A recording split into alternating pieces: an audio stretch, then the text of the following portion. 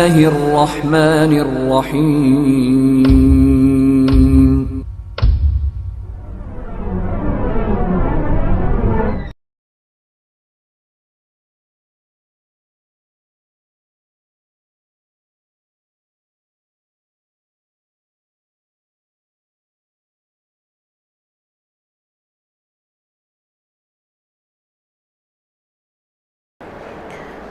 محترم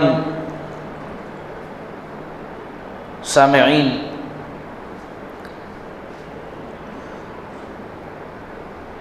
سیرت النبی صلی اللہ علیہ وسلم کی گزری ہوئی قسط میں اس بات کا تذکرہ ہوا کہ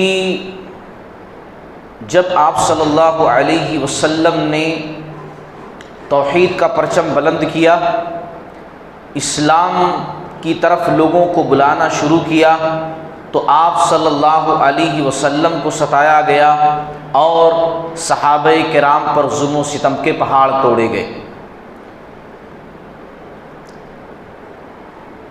ظلم و ستم کا یہ سلسلہ نبوت کے چوتھے سال شروع ہوا، کیونکہ 3 سال تک تو چھپ کر کے دعوت و تبلیغ کا کام ہوا تھا. چوتھے سال اعلانیہ طور پر علی الاعلان کام شروع ہوا تو قریش مکہ نے ظلم و ستم کرنا شروع کر دیا، اور چوتھے سال سے جو شروع کیا ظلم و ستم قریش مکہ نے، تو 5ویں سال کا بیچ آتے آتے تک ظلم کی انتہا کر دی. ظلم کا جو ہائی لیول ہوتا ہے، انتہا بالکل اس سے آگے کچھ نہیں، وہ پورا ظلم کی انتہا کر دی ان لوگوں نے. اور ایسی حالت میں جبکہ مسلمان ستائے جا رہے تھے، جگہ جگہ ظلم و ستم کا شکار تھے، بس صبر ہی ایک راستہ تھا. اللہ کے نبی صلی اللہ علیہ وسلم کو بھی ستایا جا رہا تھا. ایسی سچویشن میں، ایسے حالات میں اللہ تبارک و تعالی نے جو ہے سورۃ الکہف کا نزول کیا. دراصل آپ صلی اللہ علیہ وسلم بھی سوچ رہے تھے اور مسلمان سوچ رہے تھے کہ آخر اس ظلم و ستم سے بچنے کی کوئی تدبیر تو ہونی چاہیے، کوئی راستہ تو ہونا چاہیے. یہ ساری باتیں آپ صلی اللہ علیہ وسلم اور مسلمانوں کے دل و دماغ میں تھیں کہ ایسے حالات میں اللہ تعالیٰ نے سورۃ الکہف کا نزول کیا. ویسے تو یہ سورہ یوں ہی نازل نہیں ہو گئی، بلکہ مکہ والے بڑے بڑے سردار یہودیوں کے علماء کے پاس گئے. مدینہ کے قریب یہودی رہتے تھے، تو علماء یہود کے پاس گئے اور جا کر کے مکہ کی صورتحال بتائی اور کہا محمد صلی اللہ علیہ وسلم نامی ایک شخص ہیں جو نبی ہونے کا دعویٰ کرتے ہیں. کہتے ہیں ہم نبی ہیں، آسمان سے فرشتہ ہمارے اوپر آتا ہے اور ہمارے تمام خداؤں کو چھوڑ کر کے ایک اللہ کی عبادت کی دعوت دے رہے ہیں. آپ لوگ کتاب کے جاننے والے ہیں، عالم لوگ ہیں، بتائیے کیا ہے صحیح چیز. آخرکار جو ہے یہود کے علماء نے 3 سوال دیے. کہا یہ 3 سوال لے کر کے جاؤ، اگر انہوں نے صحیح جواب دے دیا تو اپنے دعوے میں سچے ہیں، یعنی واقعی میں وہ نبی ہیں، اور اگر جواب نہیں دے پائے تو وہ جھوٹے ہیں اور جھوٹ بولنے والے ہیں، ان کا دعویٰ جو ہے سچا نہیں ہے. بہرحال وہ 3 سوال لے کر کے آئے مکہ کے لوگ. وہ 3 سوال کیا تھے؟ اصحاب کہف کون تھے، دوسرا روح کی حقیقت کیا ہے، تیسرا ذوالقرنین کون تھے. یہ 3 سوال لے کر کے آئے. اللہ تبارک و تعالی نے سورۃ الکہف کا نزول کیا جواب میں، اور نہ صرف ان 3 سوالوں کا جواب دیا بلکہ اور بھی بہت ساری باتیں سورۃ الکہف کے اندر اللہ تعالیٰ نے بیان کی. اور جو واقعات، جو باتیں اللہ تعالیٰ نے سورۃ الکہف کے اندر بیان کی، دراصل مشرکین مکہ جو کر رہے تھے، مسلمان جو ظلم و ستم کا شکار تھے، وہ تمام سچویشن میں وہ واقعات کچھ اشارہ کر رہے تھے، کچھ بتا رہے تھے. وہ واقعات گرچہ مکہ والے گئے تھے وہاں پوچھنے اور وہ لوگ بھیجے تھے، لیکن اللہ رب العالمین نے ان واقعات سے مسلمانوں کو بہت کچھ سمجھانا بھی چاہا تھا. مجھے امید ہے کہ آپ لوگوں کو سورۃ الکہف کے واقعات ضرور یاد ہوں گے کہ سورۃ الکہف کے واقعات کیا ہیں. جیسے سورۃ الکہف اصحاب کہف کا واقعہ ہے. کہ کچھ نوجوان تھے، 8-9 نوجوان، دقیانوس نام کا بادشاہ تھا جہاں اللہ کی عبادت کرنے نہیں دے رہا تھا۔ یہ نوجوان موحد ہو کر کے، توحید پرست ہو کر کے بستی سے نکل گئے اور غار میں جا کر کے سو گئے۔ 309 سال تک اللہ نے ان کو سلا دیا، بستی چھوڑ کر چلے گئے اپنی ایمان کے خاطر، دین کے خاطر۔ ایک واقعہ تو یہ ذکر ہوا ہے۔ اسی طریقے سے ذوالقرنین کا بھی واقعہ سورۃ الکہف کے اندر ہے کہ ذوالقرنین دنیا فتح کر لیے اور پھر اس کے بعد آخری کنارے پر جب دنیا کے پہنچے تو وہاں پر کچھ لوگوں کو دیکھا جو اللہ والے تھے، اللہ کے ماننے والے تھے۔ یاجوج ماجوج ان کے اوپر ظلم کر رہے تھے۔ وہ لوگ شکایت کیے کہ پہاڑوں کی اس طرف یاجوج ماجوج رہتے ہیں، آتے ہیں، ہم کو مارتے ہیں، فصلیں تباہ کر جاتے ہیں، کچھ کیجئے۔ تو ذوالقرنین نامی بادشاہ نے کیا کیا کہ ان کے بیچ میں اور یاجوج ماجوج جہاں سے آتے تھے موٹی دیوار بنا دی، ظلم کو روک دیا۔ اسی طریقے سے سورۃ الکہف کے اندر موسیٰ علیہ السلام، خضر علیہ السلام کا بھی واقعہ ذکر کیا گیا ہے کہ موسیٰ علیہ السلام جو ہے ایک مرتبہ بول دیے کہ اس وقت روئے زمین پر میں ہی بڑا عالم ہوں، کیونکہ نبی بڑا عالم ہوتا ہے۔ اپنی علم کے مطابق انہوں نے کہہ دیا۔ اللہ نے کہا نہیں موسیٰ فلاں جگہ پر جاؤ، ہمارا ایک بندہ رہتا ہے وہ اور زیادہ علم رکھتا ہے۔ موسیٰ علیہ السلام گئے، ملاقات کیے، ساتھ میں رہنے کی خواہش ظاہر کی، انہوں نے اجازت دی، ساتھ میں رہنے لگے۔ چنانچہ واقعات لمبے چوڑے ہیں، اختصار کے ساتھ یاد دہانی کے لیے صرف میں ذکر کر رہا ہوں تاکہ ذہنوں کے اندر وہ واقعات آ جائیں، پھر اس سے جو بات مجھے بتانی ہے وہ بات بتانے میں آسانی ہو۔ کشتی پر سوار ہوئے دونوں لوگ، خضر علیہ السلام نے کیا کیا، کشتی میں عیب پیدا کر دی، کشتی کو توڑ دیا تھوڑا سا۔ موسیٰ علیہ السلام سوال کر بیٹھے کہ ایک تو بندے نے کشتی میں بٹھایا، اوپر سے آپ نے کشتی توڑ دی۔ پھر دوسری طرف ایک جگہ گئے بستی کے اندر، وہاں کوئی کھانے تک کو نہیں پوچھا، بھوکے تھے، فری میں دیوار سیدھی کر دی، ایک دیوار گر رہی تھی۔ کہا کہ اگر آپ چاہتے ہوشیاری تھوڑا دکھاتے تو اجرت لے کر، مزدوری لے کر یہ کام کر سکتے تھے، پیٹ بھی بھر جاتا تھا، کام بھی ہو جاتا تھا، آپ نے فری میں کام کر دیا۔ تیسری جگہ گئے، ایک بچہ تھا اس کا قتل کر دیا۔ کہا آپ نے ایک معصوم بچے کو قتل کر دیا موسیٰ علیہ السلام نے۔ تب خضر علیہ السلام نے کہا کہ اب آپ میرے ساتھ نہیں رہ سکتے ہیں، لیکن ہاں جانے سے پہلے میں آپ کو بتاتا ہوں کہ میں نے کیوں ایسا کیا۔ وہ کشتی میں نے اس لیے عیبدار کی کیونکہ دوسری طرف ایک بادشاہ رہتا ہے جو خوبصورت کشتیوں کو چھین لیتا ہے۔ اب یہ غریب بیچارہ کشتی والا اگر کشتی میں عیب میں نہ پیدا کرتا تو وہ چھین لیتا، میں نے عیب پیدا کر کے اسی کشتی کو بچا لیا۔ اور وہ دیوار جو میں نے سیدھی کی فری میں، وہ یتیم بچوں کا خزانہ اس کے اندر مدفون ہے۔ اگر وقت سے پہلے دیوار گر جاتی، خزانہ دکھ جاتا تو دوسرے لوگ لے لیتے۔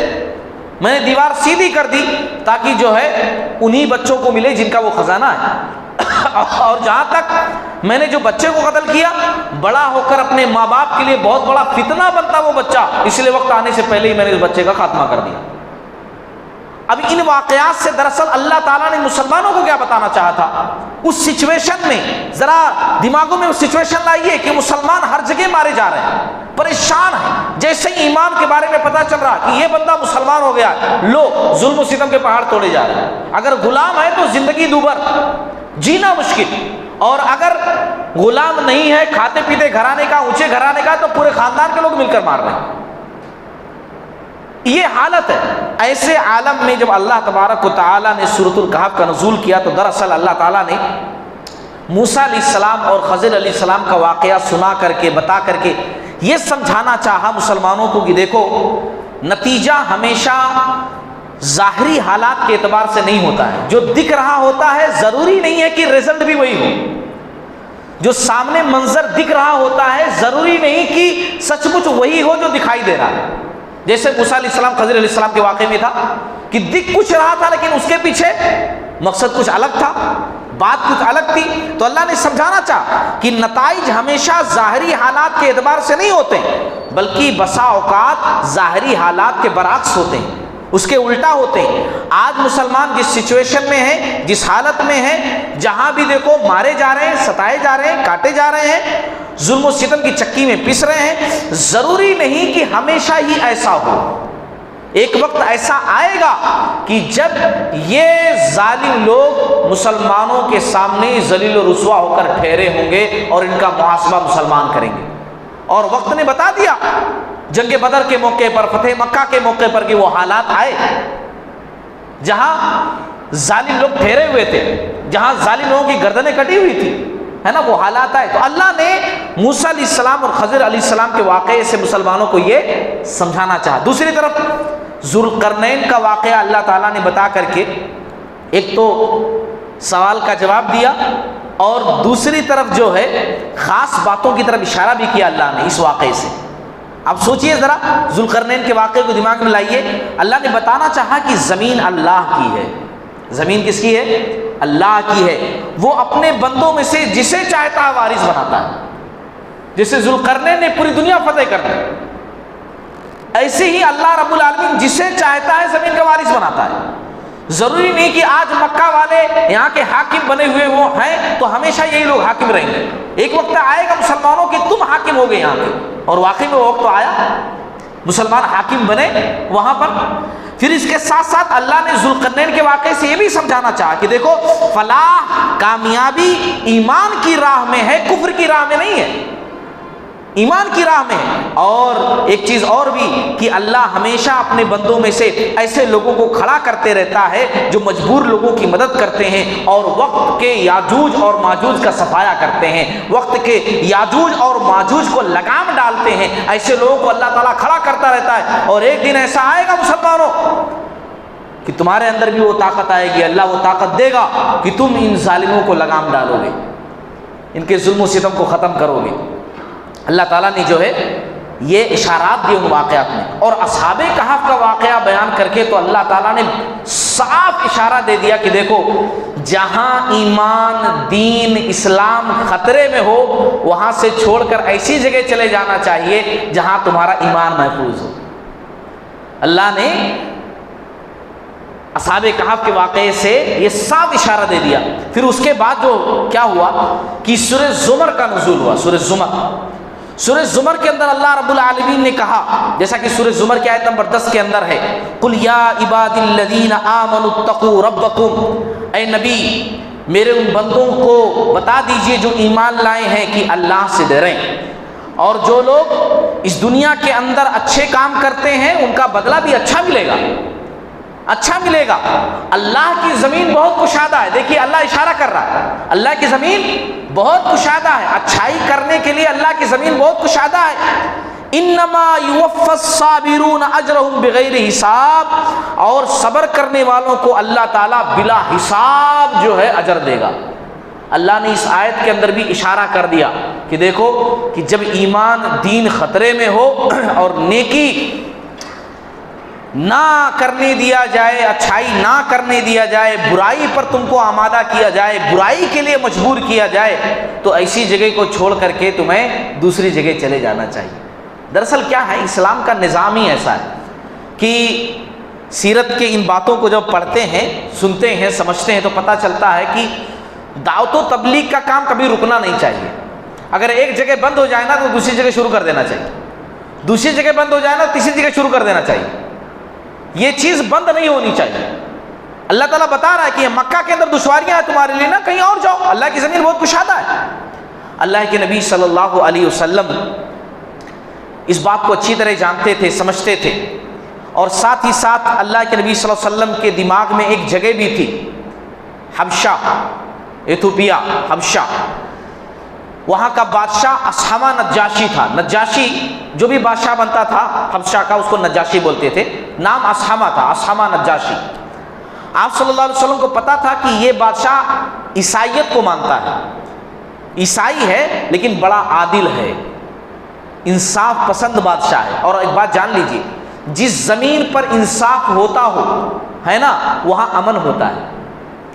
جہاں انصاف نہ ہو وہاں امن ہو ہی نہیں سکتا ہے. کوئی بھی بڑے سے بڑے دعویٰ کرے کہ میں انصاف کروں گا، میں امن لاؤں گا، جب تک انصاف صحیح معنوں میں نہیں ہوگا امن قائم نہیں ہو سکتا ہے. بد امنی وہی پھیلتی ہے جہاں انصاف نہ ہو. تو وہ بڑا انصاف پسند بادشاہ تھا، اور اس کی وجہ سے حبشہ کے اندر امن و امان تھا، ہے نا. اللہ کے نبی صلی اللہ علیہ وسلم نے مسلمانوں کو مشورہ دیا کہ دیکھو بھائی، دیکھو اگر حکم دیتے نا تو اس کا مطلب ہوتا ہے کہ سب کو جانا ضروری ہے. مشورے کا مطلب ہوتا ہے کہ جو جانا چاہے بہتر ہے چلا جائے، ہے نا، اس لیے میں مشورہ کہہ رہا ہوں. اگر حکم کی بات آ جائے گی تو حکم مطلب لازم، واجب، ضروری، فرض، یہ بات آ جائے گی. تو اللہ کے نبی صلی اللہ علیہ وسلم نے مشورہ دیا کہ بھائی دیکھو اسامہ نجاشی ہے، بہت اچھا بادشاہ ہے ملک حبشہ، وہاں چلے جاؤ. اور حبشہ کا انتخاب آپ صلی اللہ علیہ وسلم نے کئی وجوہات کی بنا پر کیا. ایک وجہ تو یہ کہ وہاں عادل بادشاہ تھا، انصاف پسند بادشاہ تھا، اور عالم بھی تھا، جانکار آدمی تھا، جاہل نہیں تھا، پڑھا لکھا تھا، عالم آدمی تھا، صحیح اور غلط کی تمیز کرنے کا فرق اس کو پتا تھا. دوسری چیز، مکہ اور حبشہ، مکہ کے لوگ حبشہ اکثر آتے جاتے رہتے تھے تجارت کے سلسلے میں، تو مکہ کے لوگ حبشہ کا راستہ اچھی طرح جانتے تھے. دوسری طرف حبشہ کے اندر کہاں رہنا ہے کیا نہیں وہ بھی پتا تھا، کیونکہ تجارت کی غرض سے آتے جاتے تھے. وہاں کے امن و امان کو مکہ والوں نے آنکھوں سے دیکھا تھا، وہاں جو برکت ملتی تھی تجارت کے اندر وہ بھی یہ لوگ دیکھے ہوئے تھے، تو اپنا دیکھا بھانا تھا وہ جگہ. اس لیے اللہ کے نبی صلی اللہ علیہ وسلم نے کہا کہ دیکھو حبشہ چلے جاؤ. تیسری چیز، نجاشی عیسائی تھا، اور قرآن مجید کے اندر اللہ نے کہا ہے کہ اہل ایمان سے جو تھوڑی بہت نزدیکی ہے نا وہ عیسائیت کے اندر پائی جاتی ہے.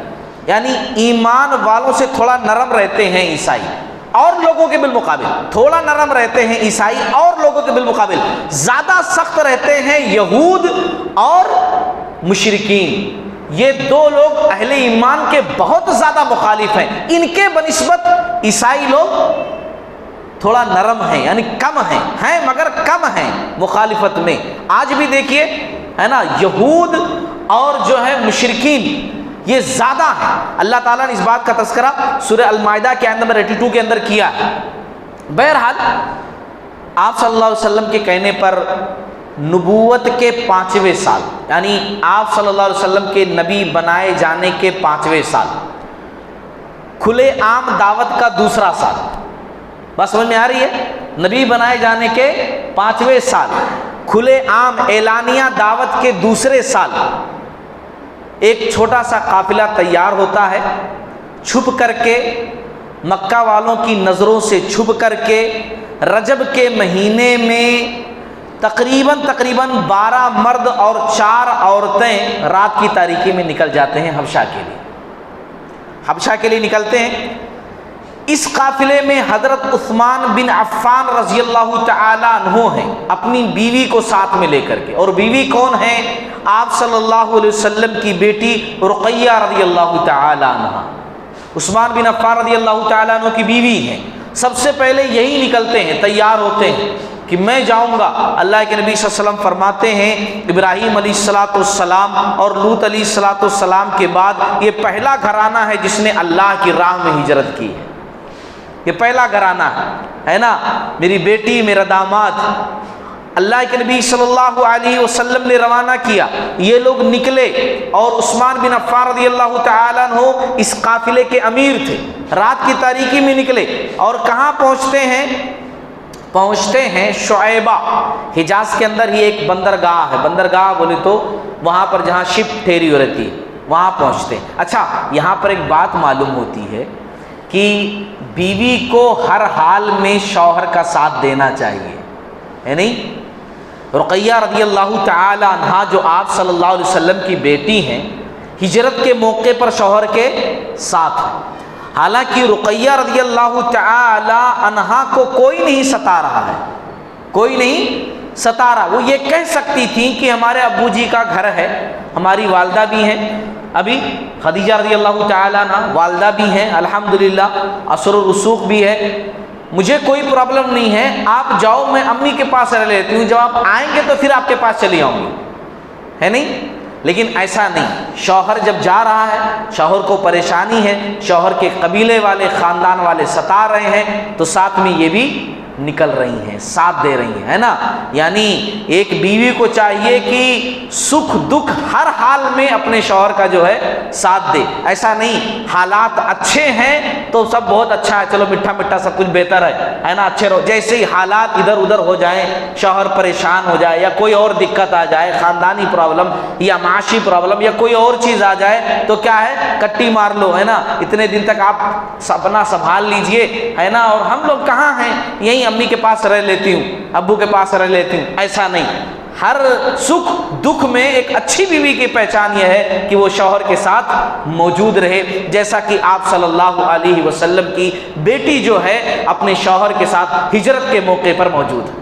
اور یہ ہجرت کوئی آسانی نہیں ہے کہ وہاں گاڑی لگی ہوئی ہے بس ایسے جانا ہے اور وہاں گھر موجود ہے وہاں عائش سے رہنا ہے، کچھ پتہ نہیں ہے نا، کہ وہاں جا کر کیسے رہنا ہے، کیا بندوبست ہوگا، ابھی اللہ کے بھروسے پر سب کچھ ہے۔ بہرحال شعیبہ نامی بندرگاہ پر پہنچے، اللہ کی مرضی دیکھیے، خوش قسمتی، وہاں پر 2 تجارتی کشتیاں پہلے سے کھڑی ہوئی تھیں، حبشہ جانے کے لیے ریڈی تھی، بالکل جانے والی تھی وہ لوگ، وہ شپ جو ہے حبشہ کی طرف روانہ ہونے والی تھی۔ اب یہ لوگ جلدی جلدی پہنچے، 12 مرد 4 عورتیں، یہ لوگ پہنچے فوراً اور جو ہے بات کر لیے، وہ لوگ بٹھا بھی لیے اور پھر اس کے بعد یہ لوگ روانہ ہو گئے۔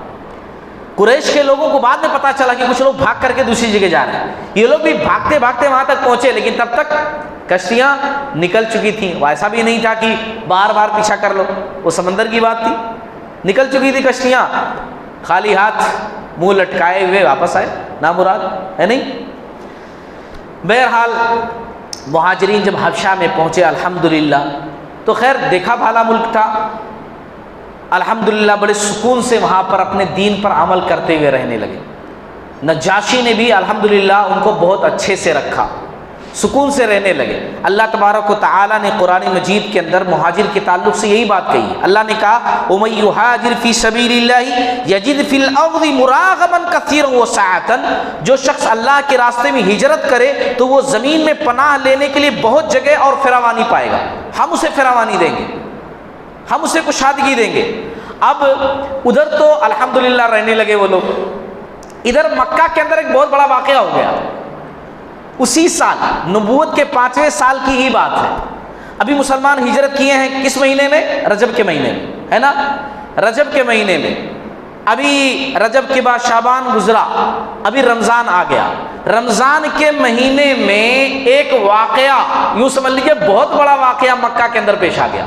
واقعہ یہ ہوا کہ اللہ کے نبی صلی اللہ علیہ وسلم جو ہے خانہ کعبہ گئے، عادت کے مطابق جیسے آپ صلی اللہ علیہ وسلم جاتے رہتے تھے، گئے، وہاں پر قریش کے بڑے بڑے سردار بیٹھے ہوئے تھے، بڑے بڑے لوگ، پورے جتنے تھے نا وہ بڑے بڑے ستانے والے، مخالفت کرنے والے، وہ سارے موجود تھے، وہاں پر بیٹھے ہوئے تھے۔ دراصل قریش وہاں پر اس لیے بیٹھتے تھے کیونکہ خانہ کعبہ کے بعد وہ لوگ دارالندوہ بنائے ہوئے تھے، وہیں بیٹھتے تھے، مشورہ بات چیت وہیں ہوتی تھی، اس لیے وہاں بیٹھے ہوئے تھے پورے۔ اب آپ صلی اللہ علیہ وسلم گئے، آپ صلی اللہ علیہ وسلم نے کیا کیا، ایک کام کیا، اچانک آپ صلی اللہ علیہ وسلم ٹھہر گئے خانہ کعبہ کے پاس اور زور زور سے سورہ نجم کی تلاوت شروع کر دی۔ سورہ نجم قرآن مجید کی سورۃ النجم کی تلاوت شروع کر دی زور زور سے۔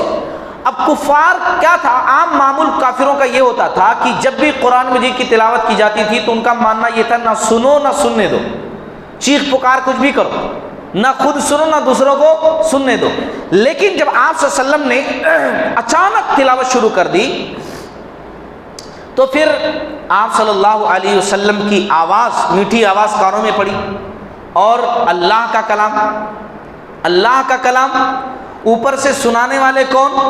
جن کے اوپر وہ کلام نازل ہوا ہے، جناب محمد رسول اللہ صلی اللہ علیہ وسلم۔ تو سچویشن ایسی ہو گئی کہ وہ لوگ چیخ پکار کرنے کے بجائے غور سے سننے لگے، یعنی سب کچھ بھول گئے، وہ جتنی شرارتیں جو کچھ وہ لوگ کرتے تھے نا وہ سب کچھ بھول کر کے اتنے مبہوت ہوئے، ہیبت میں آ کر کے پورے سننے لگے آپ صلی اللہ علیہ وسلم کی بات، اور آپ صلی اللہ علیہ وسلم پڑھنا شروع کیے سورہ نجم۔ بسم اللہ الرحمن الرحیم والنجم اذا ہوا، قسم ہے ستارے کی جب وہ گرے، ما ضل صاحبکم وما غوا، تمہارا ساتھی محمد صلی اللہ علیہ وسلم نہ راہ بھٹکا ہے نہ ٹیڑھی راہ پر ہے، وما ينطق عن الهوى، اور نہ وہ اپنی خواہش سے کوئی بات کہتے ہیں، ان هو الا وحی یوحى، وہ تو صرف وحی ہے جو اتاری جاتی ہے، علمہ شدید القوى، اسے پوری طاقت والے فرشتے نے سکھایا ہے۔ آیتیں دیکھیے سورہ نجم کی، پوری ان لوگوں کی سچویشن کے اعتبار سے آیتیں اس میں، وہ لوگ پورے سن رہے ہیں، وہ لوگ جو اعتراض کرتے تھے پورے جوابات اس کے اندر ہیں، اور آپ صلی اللہ علیہ وسلم پڑھتے جا رہے ہیں سورہ نجم۔ افرأیتم اللات والعزی، کیا تم نے لات و عزی کو دیکھا، ومنات الثالثۃ الاخری، اور منات تیسرے پچھلے کو، الکم الذکر ولہ الانثی، کیا تمہارے لیے لڑکے اور اللہ کے لیے لڑکیاں ہیں؟ مکہ والے یہی تو کہا کرتے تھے کہ فرشتے اللہ کی بیٹیاں ہیں، ان کے گھر میں بیٹی پیدا ہو جاتی تو چہرہ سیاہ ہو جاتا، مگر رب کے تعلق سے کہتے ہیں فرشتے اللہ کی بیٹیاں ہیں۔ اللہ رب العالمین نے کہا الکم الذکر ولہ الانثی، کیا تمہارے لیے لڑکے اور اللہ کے لیے لڑکیاں ہیں؟ تلک اذن قسمۃ ضیزی، یہ تو اب بڑی بے انصافی کی تقسیم ہے، اپنے لیے لڑکیاں نہیں پسند کرتے ہو اور اللہ کے لیے کہتے ہو فرشتے اللہ کی بیٹیاں ہیں۔ بہرحال اللہ کے نبی سب تلاوت کر رہے ہیں، وہ لوگ تو عربی جانتے ہی تھے، عربی سمجھتے ہی تھے، وہ لوگ سمجھ رہے ہیں، پورا غور سے سن رہے ہیں۔ پھر آپ صلی اللہ علیہ وسلم نے پڑھنا شروع کیا، ھذا نذیر من النذر الاولی، یہ نبی ڈرانے والے ہیں پہلے ڈرانے والوں میں سے، ازیفۃ الآزفہ، آنے والی گھڑی قیامت قریب آ گئی ہے، لیس لہا من دون اللہ کاشفہ، اللہ کے سوا اس کا معین وقت دکھانے والا کوئی نہیں ہے۔ افمن ھذا الحدیث تعجبون، تو کیا تم اس بات پر تعجب کرتے ہو؟ مشرکین مکہ نہیں مانتے تھے نا، بولتے تھے قیامت کوئی چیز نہیں ہے، وہ دنیا میں آئے مر جائیں گے، مٹی ہو جائیں گے، سڑگل جائیں گے، ختم، وہ حساب کتاب قیامت کچھ بھی نہیں، مانتے ہی نہیں تھے۔ اللہ تعالیٰ نے کہا افمن ھذا الحدیث تعجبون، کیا تم اس بات پر تعجب کرتے ہو؟ وتضحکون ولا تبکون، اور ہنس رہے ہو روتے نہیں، وانتم صامدون، تم کھیل رہے ہو، فاسجدوا للہ واعبدوا، اب اللہ کے سامنے سجدے کرو اور اسی کی عبادت کرو۔ یہ آخری آیت، اللہ کے نبی صلی اللہ علیہ وسلم نے یہ آخری آیت جب پڑھی، اس میں سجدہ، سورہ نجم کی آخری آیت کے اندر سجدہ، آپ صلی اللہ علیہ وسلم نے سجدہ کیا، سجدے میں گئے آپ صلی اللہ علیہ وسلم، یہ سارے لوگ سجدے میں چلے گئے، سارے کے سارے لوگ سجدے میں چلے گئے، آپ صلی اللہ علیہ وسلم سجدے میں گئے، یہ پورے لوگ سجدے میں چلے گئے، صرف ایک بندہ ایسا تھا جو سجدے میں نہیں گیا، امیہ بن خلف، بدر میں مارا گیا تھا بندہ امیہ بن خلف، بہت ہی جاہل قسم کا آدمی، اس نے کیا کیا، کنکری یا مٹی زمین پر سے اٹھائی ایسا اور پیشانی پہ لگا لیا، کہا بس میرے لیے کافی، یعنی خود نہیں جھکوں گا، زمین کو اٹھا کر یہاں پیشانی سے لگا لیا، یعنی اتنا اجڑ قسم کا آدمی، اور سارے لوگ سجدے میں چلے گئے، لیکن جیسے سجدے میں یہ لوگ گئے نا، ان لوگوں کو فوراً خیال آیا کہ بہت بڑی غلطی کر دی ہم لوگوں نے، بہت بڑی غلطی کر دی، جس چیز کی مخالفت ہم لوگ اتنی شدت سے کر رہے ہیں وہی چیز ہم لوگ کر بیٹھے۔ اوپر سے جب سجدہ کر کے اٹھے تو جو لوگ اس میں شامل نہیں تھے سجدہ کرنے میں، دوسرے لوگ آس پاس کے پورا آگے گھور کر دیکھنا شروع کیے کہ تم لوگ محمد صلی اللہ علیہ وسلم کے دین کو مان چکے ہو کیا؟ پورے لوگ لعنت ملامت کرنے لگے، اتنے بڑے بڑے سردار ہو کر کے تم جھک گئے، ان کو لعنت ملامت کرنے لگے پورے لوگ۔ اب یہ لوگوں کی ایک وہ تھا نا روب دبدبا، یہ لوگ جو ہے بے عزتی سے بچنے کے لیے، حالانکہ یہ عزت والی بات تھی لیکن وہ لوگ ایسا سمجھتے تھے نا، وہ لوگ جو ہے اب بات بنانا شروع کر دیے، جب دیکھیں کہ لوگ پورا تھو تھو کر رہے ہیں، لعنت ملامت ہمارے اوپر کر رہے ہیں، تو کہنے لگے نہیں نہیں نہیں، بات ایسی نہیں ہے جیسا آپ لوگ سمجھ رہے ہو، پورے لوگ ایسی بات نہیں ہے، بات یہ ہے کہ جب محمد صلی اللہ علیہ وسلم جب انہوں نے پڑھنا شروع کیا نا ہمارے لات منات عزا کے بارے میں، تو ساتھ میں انہوں نے کہا تلک الغرانیق العلا وان شفاعتهن لترتجا، یہ بلند پایا دیویاں ہیں اور ان کی شفاعت کی امید کی جاتی ہے۔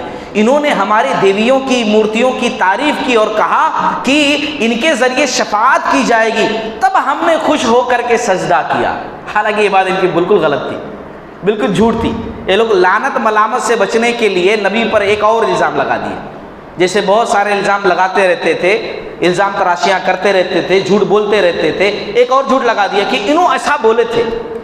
آپ سیرت کی بڑی بڑی کتابیں پڑھیں گے، محدثین نے بھی اس پر بات کی ہے۔